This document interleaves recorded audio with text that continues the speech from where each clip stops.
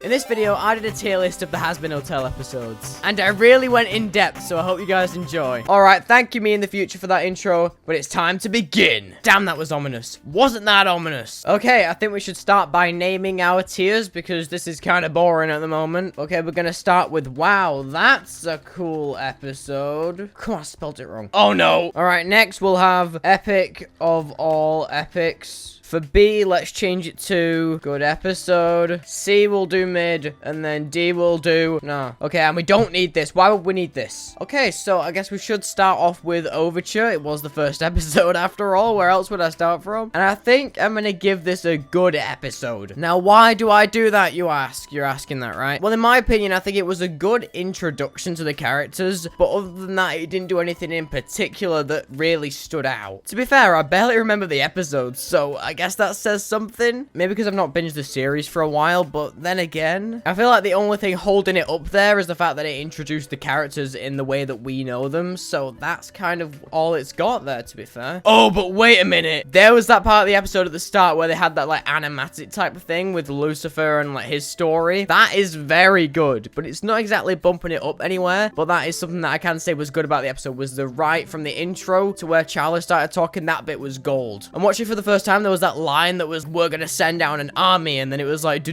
like very like extravagant music, the little pictures of the angels flying across the screen. That gave me goosebumps when I first heard it, especially being a fan of the show previously. So guess that's also a good thing, but it's just not as good as the rest, you know. I can say though, Hell is Forever was in the episode. I want to do a songs ranking separately, where I rank the songs and the way that it progresses through the story. At the end of the day, if the episode didn't have the songs in it, I feel like it still would hold its own, but it wouldn't just as much as it does with the two songs, especially Happy Day in Hell and Hell is Forever. The first song kind of sets up the setting for Hell, and like you get to see everyone walking about and being them, and you see the different character designs, so that's really good to like set the world building. And then in Hell is Forever, you get to see the actual motivations behind what Charlie does, because you see the kind of people that she's fighting against, and it makes you kind of hate the characters, and it gives you that in your mind where you're like, okay, this is definitely something that I'm interested in, because I want to see how they're going to beat this Adam guy who I don't like. Or you do like I did. I was a big Adam fan at the start, because he's a great villain after all. The humor in the episode was also really good, like Nifty especially. She kind of shined through in the first episode. It really shows you Nifty. I think that was great. Also, Alice's little moment with Vaggie where they made that like slight deal that everyone's saying it was a little deal. I don't really count it as a deal. Maybe it was kind of a non-handshaking deal, but still seeing them interact, and especially after that when he like clicks and everyone turns their like pilot outfits when they get in that like fancy dress stuff in the pilot, that was good. The A and B plot are kind of tied in together, I guess, because you've got Vaggie who's trying to like rush around and do this thing to show Charlie when she gets home from the thing that she's doing right now, which is the A plot. So I think that was great. Obviously, I'm not a big A plot, B plot, like I don't know what it all means, but I'm kind of piecing it together from what I've heard from actual critics out there online. And I think my favorite part of the episode, except for the start, was when they're at the end, they're all sat on the couch, and you just see the dynamics between them all. You've got Husk sat at one side, you've got Vaggie and Charlie kind of speaking, facing each other, you've got Angel doing his little flamboyant pose at the bottom of the couch, you've got Alistair sat on his own, and Nifty sat on the armrest that was probably extremely expensive to make. It kind of ties it together at the end. You see the whole cast in one room, enjoying, seeing their dynamics, and just by one screenshot that I have on screen, you can see who is who and what they're like. You can see Alice has got that grin. You're like, okay, he's very isolated. He doesn't like being near him that much. You got Husk, who has the actual expression that he doesn't want to be near him. So while Alice just actually sat away, Husk is sat near them, but he's got an impression that shows like a facial expression that you can tell from that image that he doesn't want to be there. But you got Angel, and you're like, okay, he seems to be, not by his design alone, but just thinking about looking at his facial features, and you're just like, that expression shows me that he is quite a flamboyant person. And Nifty just looks like a psycho. And also Vaggie and Charlie sat in the middle of the couch. If you showed a new person who'd never seen the show before, if you showed them this image, they'd be like, okay, I know that, I know that. Are these two kind of dating? And you can tell, not without even watching the show, you can tell who everyone is and what they're all like. And you can even tell relationships between them all. Like the way that Alice is looking ahead, and you can like, is he looking at that Husk guy? I don't really know. It's kind of, you can tell who's who, and you can tell who wants to be near who, and who has an attractive personality to the other person. I think that's why it's one of my favorite parts of the episode, just because of how many connotations does it has. They've seen them all together kind of thing. Anyway, yeah, that was that. I had a voice crack. Oh, and you can't forget Katie Killjoy at the end too. That one's great. You gotta love when Brandon pops in. He's always delivering a performance. He just steals the show despite having such a minor role. Tom Trench, I kind of feel bad for him, but at the end of the day, it's not about you, Tom. I'm sorry, but it's about the extermination and all these characters and the actual main cast. And I think just bringing in what I said before about that still image that I showed, just the whole episode, itself shows the dynamics between the characters extremely well. Not just showing us who they are and what their personality is like, but how they interact with everyone. Everyone who's seen on screen interacts with everyone else on screen, if that makes sense. Apart from Adam and Lutz, who are obviously in a completely different building, everyone who's in the hotel, who's been seen in one part of the hotel or another at some point, interacts with every other person, if that also makes sense. Angel interacts with Nifty, even for just a second. Vaggie interacts with Angel. Charlie interacts with everyone. It's just kind of, you get to see how everyone is around everyone, and that's just great. And that's something I was saying a while ago to someone. It was kind of surprising to me, because I don't watch many shows, that they actually had every single, I couldn't think of one person who's been in the same room as someone else, and they haven't had at least one line of dialogue together. Everyone has seen and or acknowledged another person in the same room, and I think that's really cool. Just from my perspective as someone who doesn't watch many shows, that's just good to me, and this episode really captures it. Overture is a good episode. Next up on the list, we've got Radio killed the video star. Hell yeah, he did. That one, I feel like right now I'm going to put it at the epic of all epics. Just ignore the spelling there. Mainly because there are things better, but this thing is just a pure kind of underneath perfection. You know, it's pure kind of perfection. It's not quite there yet. Because we see the V's, and that's probably the best part, because you get to see how they interact with each other. You know what, I'll actually help myself out in the post-editing by bringing up the media play of it that I'm talking about, because I don't want to have to put in the clips later. I might as well just do it while I'm recording. But yeah, just skimming through now, if we get to the part where, especially when Penchus comes in as well, you see when he starts going off. He starts talking, and then Alistair's there, and you get to see those tie-ins to the pilot there. When they start talking, it's like, I attacked you literally last week, and it's like, I don't remember that, but we all do. I mean, it has been 4 years for us, HAZBIN, but we still have a better memory than Alistair, apparently. But yeah, Vox's entrance is crazy. I'm just gonna put it now. You can see when he starts coming in, you've got all this stuff going on, and then here he is. This is his introduction. See, we immediately get introduced to Vox. You're like, who's this guy? What's his motivations? Like, why is he so cool when he shows up? 3 minutes in, you're instantly hooked. And then, boom, Velvet's calling. Who the hell's Velvet? And then you're introduced to Velvet, and she's British. Yeah, and I think it's great to see these new characters instantly. You know, you've just had that episode, you're like, wow, these guys are cool, and you're like, oh, there's even more of them, and then you're kind of hoping for some more dynamics between both groups, and that keeps you interested in the series, because even though it's not like retention on YouTube, it's still the same. If you're not going to like the first 2 episodes of a series, you might not continue watching it. Despite how cool it looks, you still won't be interested if you're not hooked by thinking, oh, I wonder what's going to happen with the main characters next, and you're like, oh, here are some villains. What are the villains up to? How did they interact with each other? That's crazy to kind of think about all at once, but also it keeps them wanting more. And you see this bit where Vox is talking to himself. It characterizes him as he is. You're like, okay, this guy is this big CEO. Angel just posted here, but you see, he's a CEO. He does all this stuff, but he's also got that bit behind him where he's like, he's fed up, and he just can't be bothered working with who he's working with half the time. Just as someone who's never watched the show, obviously I've watched the show, but like, just for example, let's say there is someone, we call him Billy. Billy's never watched the show before, and he's instantly on this episode, he's like, wow, that is freaking cool. I'm interested in that. Vox is an instant attention grabber. He's just there. You're like, wow, this guy's epic, cool. Just want to be near this guy. I want to know what he's about. I want to see more. And that's why they kind of like give you a little bit of it. You see the dynamics between his employees and Velvet, and then eventually Valentino, who also had an amazing entrance, because if you see, I mean, I know all the bad stuff he does, gotta give him props for this.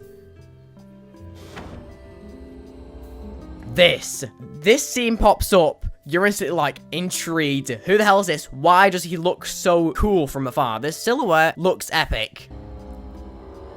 And especially this bit, you get the close-up. You're like, okay, just for a split second. It's only there for a split second, but it sparks that bit of intrigue, you know? Oh, he's got this red, he's got these love hearts, and then he pops up. And from the start, you don't know Valentino or what he does. His kind of effing finally that he shows up with, there's no way to know that he's petty, to be fair. He's kind of getting petty and being annoyed about something that doesn't matter. Just him alone, he is creepy, scary, even being aggressive, especially what he does after smashing our glass, asking a fizzbot from hell of a boss or another drink, which he then continues to throw. You instantly get this kind of, and you know, Vox is like, Vox already intrigued me. Okay, just ignore that poster. Vox already intrigued me. But now you tell me there's a guy who's even more aggressive than Vox. I was like, Vox isn't aggressive at all, but he's already sparked your interest for like the techie stuff and the fact that he himself, from that intro, is like, that's good television. That's kind of scary to someone. Like, it gives you, not scary, but creepy vibes. He looks like he has power kind of thing. Whereas Valentino is more physically scary. When you see him for the first time, you're like, wow, this guy's aggressive. He's not afraid to get violent quick. Whereas Vox is more subtly scary because when he's on his own, he laughs at himself. It's not like a laughing at himself where it's like, this guy's sad, he laughs at his own jokes, like I do. It's more like, this guy is sadistically laughing at the things that he's putting out into the world. So he must be doing some good stuff and making good money or good power from that. And that's something that gets people's cogs turning instantly. But then you hear Valentino spit the word. Fucking angel dust. Angel dust. Then you're like, what? How? And then that kind of makes you think, he's got this connection. This guy, Valentino, he's aggressive. He's got this connection to Angel, who's quite flamboyant, quite cool. I say flamboyant a lot. I don't have another synonym. I'm going to get one up in a minute. But he's just this quite chill sort of guy. You know, he might not be chill, but he's not overly serious about everything. But you got this guy who's overly aggressive, who's in the middle of serious. He's just like, you know, the serious in between calm and aggressive. In between that, you have like a serious. You guys might not think that, but in my book, it's like, maybe that's somewhere we can put it into perspective here. And they're both on other ends of the spectrum is what I'm trying to get at. Just in comparison, you're like, why has he got connections? But then you think, wait a minute, if Valentino is completely the opposite of Angel, this guy right here, he is the opposite of Alistair. And, you know, we know that as fans, but even to new fans, like I watched this with a friend, and they're instantly like, I paused it, and they're like, this guy Vox, and this is the exact thing they said. Valentino has a connection to Angel, and they're complete opposites. Wouldn't that also mean that the guy who he's friends with could also have connection to someone at the hotel? And then I'm like, well, follow-up question, who do they most represent as the opposite of? And they're like, Alistair. But yeah, instantly, it's kind of, you grasp that. And then he starts being petty, and then you're like, okay, I get this now. He's aggressive, he's petty, he is the opposite of Angel, because Angel is more, he is more humble than Valentino, obviously. He's not as humble as Husk is, who isn't going to open up about everything. Like, he only opens up about the fact that he was a powerful overlord when Angel opens up. He keeps things very on the down low, but so does Angel in comparison to Valentino or Vox. Vox is flaunting his power, saying how good he is. Alice uses his power a lot in conversation where he'll just do those things where he'll turn away at the camera and he'll go like, that's a lot less fun. This guy's powerful, but he doesn't flaunt his power. He flaunts his power in episode 5. Now until episode 5, he doesn't really flaunt the power, he just uses it regularly. You know, using something regularly, like I use YouTube regularly and I make YouTube videos regularly, but there's a difference between using that and putting myself online and showing myself like, oh, I've got 1,000 subscribers, thank you very much, by the way. That's out there, but I'm not going, I use things every day. Look at me. I'm not drawing attention. This is what Alistair does. He uses it casually, and he uses it a lot of the time to kind of emphasize his character and his emotions that he can't really show because of the smile. That also ties in because he doesn't show it off. He just shows it. And that's what I like about Alistair. That's what I like about Alistair. Anyway, yeah. Is he really gonna, that's what I thought. I thought, is he gonna show up at the hotel? Even as someone was like, there's no way. And I've like followed it for a while, the show. I feel like Vivian Madrano would be like, yeah, just chuck him at the hotel. Go around with guns. And I'm like, they can't just kill him off this easily. Or kill someone at the hotel off this easily. But yeah, that was kind of a side note. And then you get to see more of Vox. Where to God? You see that bit where he goes, Val, and he gets really angry. That's also kind of like, okay, this is big business. He can snap at any moment. He can be like, snapped. Now all the talking, I'm just gonna go blah, blah, blah, blah. So he has that thing where it's like, right, ding, ding, ding, ding, and it's showing more techie side of him. So, you know, 5 seconds earlier, he had that Val, like, big moment with his face, and you can see the TV-ness coming out. And I know he's like a TV for a head, but you can see that more TV stuff coming out with the antennas and everything, frequency noises. And then he does that again with the game show thing. You're like, that calls back to TV, and you're like, okay, if it wasn't already prevalent, he's a TV demon. I still didn't know for a while that Val was a moth demon, you know, until the wings in episode 4. That was weird. Like, I was watching the first episode, I'm like, what is Val? And I still didn't know because I never followed Valentino. I only followed more of like Alistair and Angel and Husk. I never followed these characters. I was just with all of the big boys. I never thought about the ones that showed up for a few seconds in the pilot. But you can see how when he snaps, this is when you're like, wow. Someone who owes us much more than money. The radio demon is there. Boom! Instantly. And the scratch.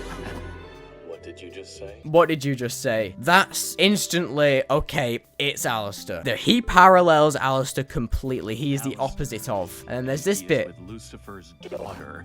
flinching. You're like, okay, this means business. Something's happened in the past. That wasn't the first fucking This thing you as well. You're like, okay, more TV coming through, but also he scratched the desk. He was like, what did you say? He also kind of flinched when he said that. Then he flinched walking over to him. And then he was one last flinch. And then he grabbed him and screamed at him. Now you know something's up. But we're just going to skip Stay Gone. Actually, no, I can't skip it yet because I need to talk about this. Where you get to just see Alice's power in action. And it's a callback to the pilot as well. And that kind of looks funny with him like looking in both directions. You get to see this stuff happening. You're like, wow, he's got some power on him, this guy. And then you see Penchus down. You're like, okay, Penchus is down. You don't really care about him at this point in time. And then he rips it, and you're like, okay, from what I've just seen, he's screwed. Boom, the deer antlers pop up, and then he blows up.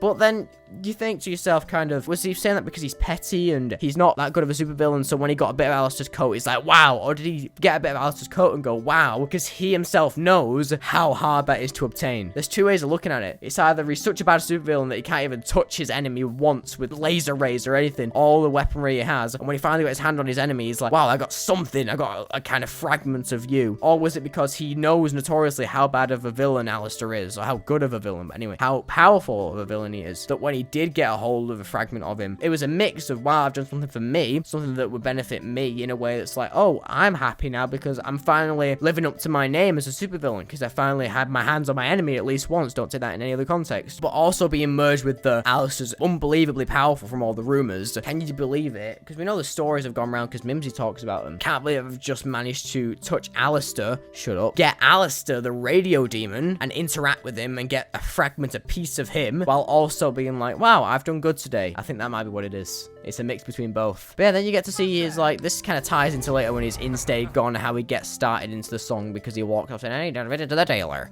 kind of thing. And then you get to see more of this angel stuff, which I think is really good for this part of the story because you see him blah, blah, flirting with him. Then you get to see Val's reaction, which is the best part because you get to get more of Val. You're like, okay, he is unbelievably petty. If I didn't think so from now, it's same thing when you like with Vox and the parallels with Alistair. As soon as you realize, 5 minutes later, you realize something else, and that's the other guy you were theorizing about is unbelievably petty. Flirts with that guy, and he's not even paying. Can you believe that? And then he's even going off like, I'm gonna kill his whole family. Stay Gone starts, blah, blah, blah, copyright. I'm not really talking about Stay Gone because I'll talk about it in another video, but just say that I loved it, alright? Let's move on. You get to see where they live. You're like, okay, these guys are rich, they're extravagant, they're looking around, just being like this cool guys, this cool team of 3. And by this point, without knowing what on any of them do, you know, you don't look in the background for all the posters with like the love potion and everything. You're just kind of looking at face value as a new fan. I like Vox. I've not really seen much of this character. Obviously that's Velvet. This character and Valentino seems like okay, kind of. I could laugh at him. More really, I think it's arguable that before seeing episode 4, by this point, you're, you know, making fun of Valentino. Like, this guy's an idiot. What's he even doing, you know? Why is he talking about Angel like that? He's obviously an idiot. He's attached. He's clingy. But then you've got Vox. You're kind of a bit scared of Vox by this point. Even though we did lose that bit to Alistair, you get to see how much he broadcasts around. You knew from the start Alistair was stronger. But when you see Vox actually put his power into action where he's talking to everyone on every single screen ever, and though you can see the petty bit in him, you know, from this point, if you were to put Vox and Valentino on a power scaling, most people would put Vox above. And I think he still is above in power scaling, but in terms of how he's presenting the story as of far, he seems to be a lot stronger, as opposed to, if you look at the end of the series, if you evaluate, you're like, okay, Vox and Valentino are similar in strength. Physical strength, not really power strength, because you haven't seen much of Val's powers, or Vox's really, but you can just tell Vox seems a lot more powerful and scarier than Val by this point. By episode 4, you probably think Val's stronger than Vox, and by the end of the show, you probably think they're pretty equal. One's a bit stronger than the other. I'm just gonna skim over the fact that Penchus joins the hotel. That's cool. I really enjoyed it when they were doing all the things they were doing, just showing him around. Alice's little moment.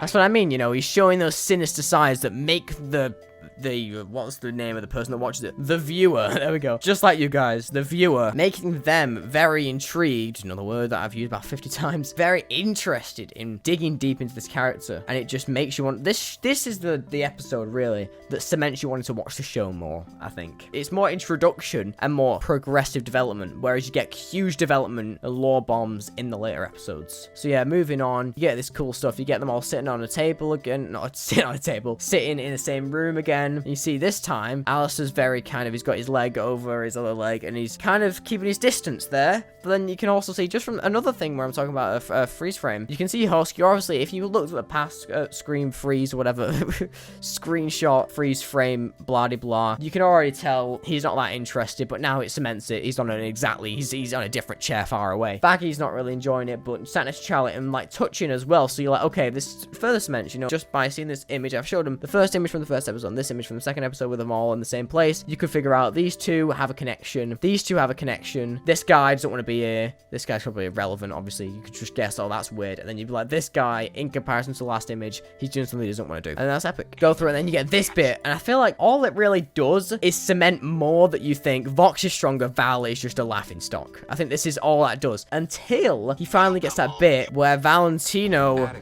comes out of the phone and he's like poison kind of. I don't know if it's actual poison that he has. He can't just send it through phones, but maybe through Vox he could probably send stuff like substance through phones. I guess it's more of a visualization of the fact that he doesn't enjoy this, and there's something going on between him and Valentino. And that's where, you know, you're still kind of like on the lines of he's a laughing stock, he's stupid, Valentino's just petty. This might just be, for some people are just like, this is stupid, haha, he's just playing around, kind of. He's just being so petty, just using his powers to try and get into Angel's head. But then for some people, you pick up on it like, there's some sinister undertones here that we're not understanding. I think that's kind of the right mindset to have. Obviously, there's no right way to have it, but yeah, blah de blah. Then you get that it starts with sorry, obviously, and you get this kind of rough and tumble between the two characters, and you get to see mad hair from everyone in the room, apart from probably Angel because he hasn't slept yet, and Penn doesn't have hair. You know, it kind of cements really that they're in a household. People are, you know, walking downstairs with rugged hair in the pajamas. It just cements that they're more of a family. This is probably not the right scene because he's pretending to like him here, but it just shows more that, and especially the memes that came out of that screenshot there, that freeze frame. But yeah, you get to see more about how Vox is kind of treating his people. Vox is not a nice guy. It further cements he's stronger than Val. He must be strong. Because he must have influence, and he does have influence. But yeah, blah blah blah. This happens, and then you have a final moment with Nifty, and then a sinister moment with Al,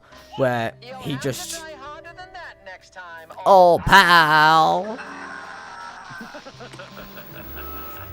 He just sends some bananas, you know? It is what it is. So yes, I think that does cement the episode in that epic of all epics tier. Next up is quite torn for me, because it's not mid, definitely not. Maybe it is mid, to be fair. I can't tell. I think I'll put it in mid, because we need something to go in mid, so it's going there. Now, why is Scrambled Eggs mid, and why am I going to spend less time talking about it? Well, let's get it up. Here we are. So, we're in the episode, and you instantly get that kind of, Penchus is joining in, you have this funny joke, blah, blah, blah, and I think the substance of the episode, mostly, obviously, I'm doing these episodes as if the songs weren't in it, right? So I'm saying, how well does it do without the songs? The songs are still part of my ranking, like, you know, the songs still contribute to the story, but it's more focused. The songs still exist, but it's more focused on the actual dialogue and the story going on without the music involved. Obviously, the music is used to progress the story, so that's kind of taking away a lot of substance there too, because it relies a lot on the singing musical numbers, which is fine. I enjoy it. Obviously, one of my favorite shows, probably my favorite show, you know? And then you get this bit here, where it's like, that's just fun to look at. And I think this episode mainly focuses on developing the character. It's just more of like you get to see a lot of Alistair in this episode, to be fair. So you get to see a lot of trust exercises, blah, blah, blah. And then you get to see Zestial. You're like, okay, this is where it's carried now, isn't it? It's carrying. Part where Zestial is involved. Instant, I've not got as much kind of energy in me from talking about Vox for a while, but instant intrigue, instant interest. You're like, wow, what is this guy? Who is this guy? What is this guy? And then Alistair's little funny joke. And, you know, as it is. But then there's that person like, why are you freaking out? Everyone's pointing at him. What's going on? It's either, you know, at first I was like being an Alistair fanboy going, it's because the scene Zestial and Alistair together. Why is Zestial and Alistair together? Or I was like, Alistair's come back from 7 years and everyone's very surprised. I think it's more Zestial's on the streets, you know? It's not about Al. It's not just about Al. It's not about Al with Zestial. It's physically just going to be because of Zestial, because he's so ancient and feared because of how long he's been around. Though it's fun to keep everyone on their toes.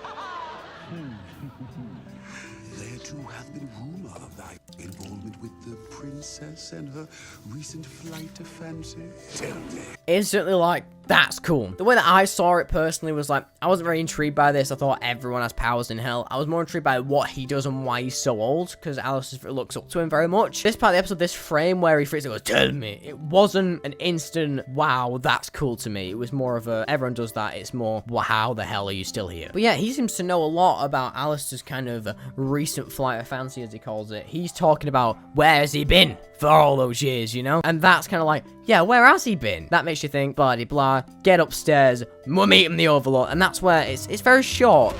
But I think this is more of a, that's cool kind of thing, but it's less of these overlords are scary, terrifying, creepy. I think it's more, there are so many. These are the group of people. This is the group that are ruling hell at the moment, ruling the Pride Ring, or our perceived view of hell. Especially from a new viewer who hasn't watched Hell of a Boss. This is kind of like they're ruling hell in their eyes, because we haven't seen this king yet. But yet see people being like, okay, people know of Alistair's existence, and these are kind of his friends in a way. Not in his like actual friends, more like business partner kind of friends, like co-worker friends that he just worked with to deal with it. You get this big wide view of all the overlords. You get this big feeling of she's the boss lady in some way or another. She's kind of got the most influence in a way. Obviously Vox isn't here and he's not really that good of a leader. He's more of a, I've got power, I tell you what to do or I'll kill you kind of guy. Alice is not really like that. I guess he's more of a, he does use the power in case things get too bad. Keep it on the down low. Just entertainment brings in loyal viewers, if that makes sense. So she seems like the most leaderish person. She's got the possibly military experience, we don't really know. She's got this leadership event kind of thing going on. She is the preponderant leader in this whole ordeal that's going on in this room at the moment. And just looking here, you have these very interesting characters, and you can tell by the design, if you look at it carefully, what they are presenting. You know, you've got this kind of, Carmilla doesn't really show it unless you see her legs, which obviously glow, but you can't really guess from this that she is the gun overlord. You can guess with Zestial, he has something to do with, obviously we don't know what he does, so really, this is really good experience, because we're gonna guess now, and it might come true later. So I'm gonna say, from this bit now, you can tell that what everyone in this room does. And we still don't know what three of them do. So you can tell she has something to do with skulls. She looks like an eaten human. She looks like she's got no flesh. You know, that's kind of something. She's very white and pale. Alice has got this big smile, but obviously the radio staff gives it away, and the kind of like that tied in with the red. You're like, okay, that's kind of a radio-ish design there, but it's more of a artistic feel. Carmella's got these massive hands, which don't really attribute to anything, but it's just something worthy of note, I guess. You can tell maybe this overlord might have something to do with quite possibly an animal-like industry, maybe a safari zoo kind of instructor, or, you know, those people who give food to the zoo animals at the zoo, or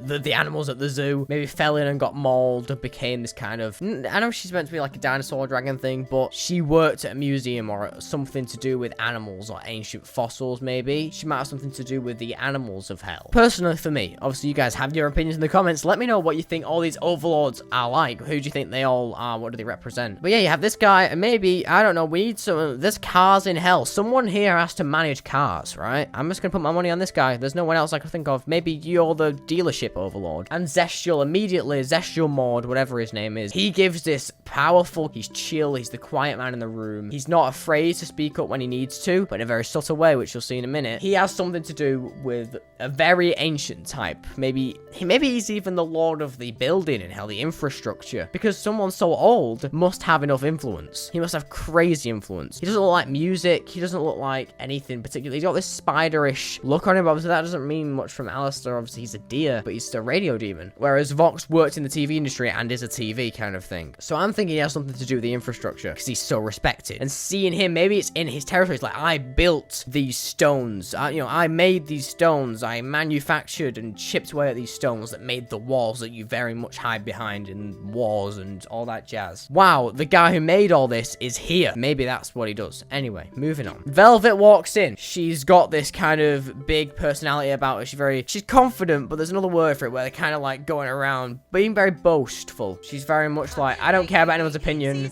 I'll do whatever I want, whenever I want to do it, you know. I'll sit down with this just like, fall over, boom, legs in the air, slap down, bang on the chair. I'll do what I want, lean on the desk. She's got this kind of young feel to her, because she's obviously the youngest overlord. She doesn't have much respect, which ties in with the song, but we're not going to go over that. She starts blabbering on about angels, and this is the lore drop. On the subject of discussion. Boom! Angels on the table. Instantly you get this kind of oh, tasty. You're like, Alistair, what the hell's that for? Obviously, he is a cannibal himself, but that's what we know. But then that kind of gives you a bit of intrigue, like, oh, why did you say that? That's just something to put in your back of your head. Mainly, the goddamn angel that's just flopped onto the table, kind of thing. What is this guy doing here? Why is he existing? What is going on? Is he freaky weaky? What's going on? And that's where this is all coming together now. You see him at the start, it calls back. This is where I mean big lore drops. So you get this kind of impression, especially from what Carmilla says, which is like, where'd you get this? She's intrigued. She's either jealous or she has some connection with it. Well, she does, but you get all these different ideas in your mind, and it makes you theorize, you know? That's why it would be really cool, and that's what I tried to do when I watched it with a certain friend. I didn't watch it when I watched it with different friends. I didn't do this, but when I was one who does like theorizing, I watched it with them, and I was pausing every 5 minutes, literally every 5 minutes, so then we could discuss about what our thoughts were so far, what their thoughts were, and then I was kind of evaluating them. And that's a better way to do it, in my opinion. If you have a friend who really likes to theorize, don't just do it for a random friend who just wants to enjoy the show. But there's someone who does like to theorize, and it was a game theory fan or film theory, whatever. He loves the theories. Just a theory, man. I'm a theorist. Watch this with them and say, we should pause it. We should do this thing where we pause it and we evaluate what we think so far. You know, some people might enjoy that. When I'm talking about all these different moments where you get these little intrigues in your head. Obviously, me and my friend actually explain those intrigues, and some of the intrigues get shot down in the next episode. But it's so good because in that moment, you have so many things to think about. Even if it is only short-lived, because the next episode or within the next 10 minutes, you get it completely busted. It's like, she wasn't jealous of her for finding the angel head. It was because she did the thing, you know? It's just good because it all gets caught in your head at once, and you don't really realize it. And it's really kind of subliminal for the writers, because if you think about it, there's a lot of stuff that goes through your head when you watch this. You're so kind of focused on it that you don't realize. But when you sit back and think about it, you're like, wow, I've got so many ideas. Celestial instantly, when she starts moaning about stuff, he stops the room with a singular sip. That is insane. Also, it's a long sip. It's like a sip. But, like, that shows his stance in this room. He is high class. All right. He is best of the best. This guy means business, but he's very subtle and very relaxed in a way about it. You get blah, blah. You get the Respectless song, which is honestly a banger, but we're going to get to that in the other episode where we do the songs. I like how it reveals that it's really, at the start, when I first thought about it, until they evaluated it the next time when they walked into that back room, back room, I didn't realize that Velvet was saying that she killed the angel in a very subliminal way. I didn't realize that until after. So that's something that you should pay attention to the lyrics for, because it does kind of progress the story. But yeah, I won't talk about that anymore. You get to see more Velvet going, kiss my ass. But yeah, then you can see the little egg boy under the table. That's fun. And then you come back to a little B plot going on, and you know, all there is really to say here is that you get to see more of what Angel kind of his business is about, and the fact that he turns to this immediately shows a lot about him. Not in a way that's kind of bad. Obviously get this nifty scene here that I kind of stopped on for no reason, but you get to see this part of Angel. Okay, it definitely cements it in now. He is in this industry, and that is what he turns to immediately. It might not seem like a lot, but that's, you know, kind of shows in later when he turns to sex and stuff to get away from his problems. It's instantly that's because his first thought is sex. Even in this, like, small bit where he's like, where are we gonna go now to do this trust exercise? He's like, where do I feel the most safe, in a way where I know I'm not actually safe and I don't enjoy it, but I feel safe when I'm away from my thoughts. It's something to do with this, and that's why he goes here, and that just shows stuff about it when you look at it in an evaluation sense. Yeah, then you get to see where Vaggie kind of trained, like grew up, or what kind of environment she was in. That is where you're like, wow, something happened here with Vaggie. She has something going on that we don't know about yet. And so we start to find out, and we do find out, but okay, it's just so stupid. Yeah, it's just fun to see how it fleshes out some more of the characters, and I think overall it is a mid episode because it has put something in mid, quite frankly, but just because it's more expanding on, but not in a massive way. It introduces us to some new characters who aren't as interesting because we don't get as much dialogue within them, and not as much kind of jokes. Like with Valentino and Vox, you get all these jokes going, haha, but then with Carmilla, you get less of that. You get more of the serious tones kind of talking explicitly about the law, whereas when you have Vox and Valentino talking, you have a lot of room to theorize. But yeah, you just get to see them more kind of bond, because, you know, they save each other going, oh, made it, blah, blah, blah. Then you get this reveal, along with an epic song, which some people don't think is epic. I enjoyed it. And you just get to see where Vaggie stands with this. You know, she wants to be the protector of Charlie, and that really, you know, resonates with us develops as we go on forward. But obviously, we don't get much. You know, people say that, you know, it's always these relationships, you know, main character relationships with another main character. They don't normally flow well in media, blah, blah, blah. But honestly, I did not have any faults with Vaggie and Charlie's relationship at all. I just think that in season 2, they should add more of their dynamic. Not just like love, just more of their actual dynamic with just speaking to each other normally, more. Just kind of understand what their dynamic's like a bit more. That's all I'd strive for. You get this little moment where Alice is talking to the egg boy. Interesting. And then he has this little fun kind of... Wow, Alice has got this kind of... That's him kind of showing his powers, but not showing off his powers. I feel that I'm getting. But yeah, you get this, you know, sorry moment. A bit of thingy from Vaggie where she's a bit upset about, you know, not being the person she wants to be for Charlie. You get a bit of this kind of bonding, you know, that people say came out of nowhere, but I quite enjoyed it. I thought it was funny. I had a laugh. Especially at Nifty. She freaks out.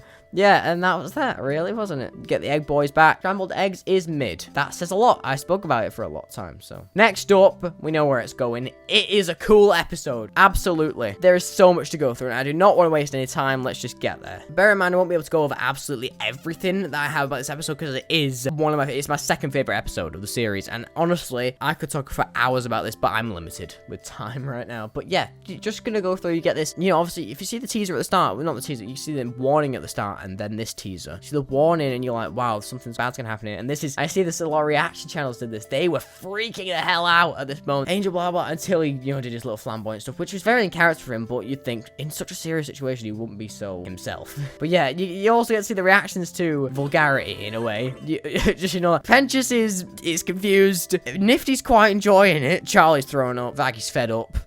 Up in different ways. And he's just like enjoying it. He's like, this is what I do for a living kind of thing. So he's proud of that. Maybe it was a part of his career where he did kind of enjoy doing it because he enjoyed the thrill. But as more problems came into his life, like the abuse from Val, and as he began to realize that it was an escape, but kept using it as an escape, like right at that point when he was doing it here, he would have been using it as a job, not as an escape. The contract at the time probably wasn't as boom. Obviously, this is his pilot outfit, but obviously that was just last week. He was wearing that last week, but it just really puts into perspective kind of how it changed over time to become an actual problem, where it always was a problem from the start, and it was doomed to fail. For the first maybe even year or two that he was doing this, maybe this was like a year into his performances, he had no problem with it. And that's scary, really, isn't it? Because he thought of it as a job, which it was a job, and it should have been thought of as a job. If you enjoyed it, you know, that's just a bonus. It's a job. I need to work hard to get the money, but it's also something that I really enjoy. That's, you know, maybe he does enjoy doing this industry at the time. He might have not even been in it for the money at the start. You know, might have been in it for his relationship and his connection to Val at the time. That's why he took the deal. Maybe he just really wanted to explore that world, because obviously he was in the mafia, so he had to hide his sexuality for so long that when he came to hell and someone offered that he had a chance to have a career out of that and be able to express it every day, he took upon it, and he used it as a way of kind of, not as an escape from his problems, because he didn't have that many at the time, but more of an experience to finally be himself, until he finally realized that he had been trapped because he was so eager to become that person. I'm not a therapist, I'm just saying. Anyway, you get this little bit where Husk reads everyone. That's great, because you're like, Husk is wise, he's smart. He's old, really. Obviously, Angel's older, to be fair, because he died sooner, but Husk died older, and therefore, obviously, Keith David's voice is there. He does have a deeper voice than Angel, just in general, because Angel died young. Speaking of Vivzy Pop, anyway, just Vivzy Pop. Anyway, you get to see him read everyone, and then this kind of bit where Angel's leaving. Dollface, it's my job. I know you want to fix everything, but unless you can fix my boss, there's nothing you can do. So Angel talks about his boss, and then you're like, okay, well, we know it's Val by now. I feel like that's something everyone picked up on, even without the prior context of the pilot and the fandom. To him then see it in such an incredibly bad light, even if it was just casual, kind of just, if you could fix my boss, blah blah blah, but like people say that all the time. Looking back at it, it's like, wow, that was a lot there, wasn't it? You get this moment where Vag and Charlie have this little moment just talking, you know, that's so mean, blah blah, and you know, it's not mean, but something, you know, just a bit of bonding between the two, and you get to see more of their dynamic. Then you get him doing the thing from the trailer, you know, that trailer moment. Then you get to see how Val treats him and the kind of things that he gets involved with. It's an escape by this point. We all know it's present day. Charlie walks in. She's expecting wonder, really. She's expecting something amazing. She's like, Angel goes here every day with a smile on his face. A smile on his face because it's an escape, Charlie. Not because he enjoys it. It's not a good environment. And as she walks in, she realizes that because Val licks her on the arm. But yeah, you can see how Angel starts frantically being like, get out, because he he doesn't, as much as he uses it as an escape, and he's like, he tries to enjoy the moment and just disassociate and get out of it, as he says in Poison. It's more a character development song, isn't it, really? It's just incredible to see the way that he works, and even though he's here and he's got a smile on his face, as soon as someone else steps into that environment, you're out straight away. Get out. I don't want you in here. Not because I don't like you, not because I don't want you to see me in a good way, because I don't like being around you and I'd rather be around these people. These are my people. It's more, I'm using this as an escape, but I'm not going to say it out loud because I know myself, but I just can't come to terms with it. So I'm just going to, with no reason, tell you to get out because I do care for you deep down, but you just need to get out of there because I don't want you to experience what I have. And that's what's like, you know, that's crazy. I think that's insane. Just incredible of Angel to do that. And it just shows the Anthony in him, you know, that's when it breaks. The mask. Lick, moment, Val, and then that's where you get that, you know, Val just licked the Princess of Hell. We already knew that from the start, where it's like the Princess of Hell, and then it shows Charlie. You know she's big. It's just from the first few minutes, it shows that she's the princess. You haven't seen much from her, but you can tell by the way that they show Lilith in the start of it, where she's like, all of the power in hell with her voice, and empowering them all, and making them uprise. And this is her daughter. You're like, she must have some potential. And then seeing this guy just straight up lick her on the arm, no, then that makes you think, this is the episode where you start to think, is he more powerful than Vox? Yeah, anyway, then you get some more of the acting moment, which is just more seeing how Angel works and how he acts at work, the way that he escapes from it, you know, the motivation behind it. You more just get what he's actually doing at this point. There's no inner deep meaning behind it. But yeah, Charlie's trying to do this thing, and then she ruins stuff. Not much to say apart from when Val, you know, flaunts his wings, he's whoosh, stopping the fire. You're like, okay, he's got powers, you know, that kind of sense that he's got powers, he's powerful. Raises him a bit more on the him versus Vox scale that we had from before. It's just kind of more power scaling by this point. And then you get this. Over that, Angel, can I see you in your dressing room for a moment? And the way that his teeth kind of like dressing room, it's like, I'm not going to do the accent, but like dressing room. The way that he talks through his teeth, you know, angry. Very much something to be feared of. And even people who weren't entirely, we already had a hunch that he was going to do it just to Angel and treat him badly. You know, even the way that, obviously, I'm not going to go back, but you know, when he looks at him and he's like the devilish eyes and Angel's genuinely scared, even from when Charlie first steps in, he's like, get out, get out, get out. We don't know exactly because of Val. First bit, we're like, who could be in this place that makes it so that Angel's so scared for anyone else to be there? And then Val licks Charlie and it's like, oh, this guy's daring, you know, we've seen him before, but it can't be him, right? He can't be that guy Angel is scared of. He did a bad thing, steps across a boundary. He should be in jail for that, quite frankly, but you know, it's in hell, there is no jail, just move on with it, you know, kind of. That's, and obviously that's a horrible way to think, but for the viewer, that's all they have to do. That's all they can do, is to just move on and forget about it, kind of thing. Oh, he's just a creep. But then you see when Angel looks at him and it's like, okay, this guy is the problem now, you know? Then you get it. It's only within probably a 15-second window from who is it to it's Val to this moment. And then you're like, okay, it's definitely Val, because he's scared to go in the room. Now, I'm just gonna skip over this bit. That's not my place to speak. I think you should go and check out this therapist analysis video that I have, that I've been watching the whole series of, and she is obviously a licensed therapist, so this video on the card, watch that. That'll have all the info that you need. But basically, after this moment, you know Val is, from what you've seen in physical combat and scare factor, he is more powerful than Vox in most viewers' eyes by this point. And obviously, they're not going to go around this whole thing doing a power scaling like I am, you know? Like I said, it's a subliminal thing in the back of your head. You're not constantly thinking, who's stronger than Vox? Is Val stronger than Vox? Every time they're asking, like, is he stronger than Vox? I'm saying, this is what goes on in the back of your head when you're not noticing it. It's in there all the time. Your brain is very secretly adding up these characters and all their traits and their faults and thinking, like, who's stronger in a comparison behind the scenes, like a running process. You get to see how, after what happened, he's just changed up. He's like, get out, anger, kind of feeling that he would never give to Charlie. It would more be kind of like a, oh, I'm this, you know, very cool guy, I'm sex maniac in a way. This is it, this is that, this is what I do. Or it's more taking the piss. No, he doesn't say this, but like, oh, you're an idiot, or something like, you know, very kind of nonchalant way of either being extremely overly Angel or being also overly Angel, but in a different way. You know, overly Angel in the sexual sense, or overly Angel in the boasting sense, or overly Angel in the taking the piss sense. You never get to see that Anthony. But here you get to see Anthony breaking through Angel. Secretly, Anthony's going, get out, Charlie, please just get out. It's better off. I don't want you to get hurt. I've just been hurt. But then the mask is just saying, get out, no explanation. I might be wrong, and bear in mind, I'm not a therapist, so I'm just taking what I know. Anyway, this is Poison. That's for another video. But also, it is gold. And I have to talk about the last bit where you get that intrigue of, are these two dating? You know, Val and Vox. That's all I have to say. He comes back, and he's just instantly in with the drink. He's like, get me a drink, hardest drink. And then he just instantly, after drinking that, well, not after drinking that, I'm actually wrong.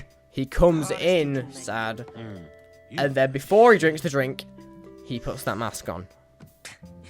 Not possible. If you're looking at it, just like, I think none of us were looking at Husk in that scene. We were all looking at Angel because he was the one moving. And Husk was just wiping her, wiping her cup. Angel's who you're focusing on, and you just see the way that he shifts. I'm not going to go over it again because you just saw it. He shifts, and you're like, okay, he's very good at this. He must be used to it. It is where I'm talking about, where it's Angel who takes the piss, kind of. It all.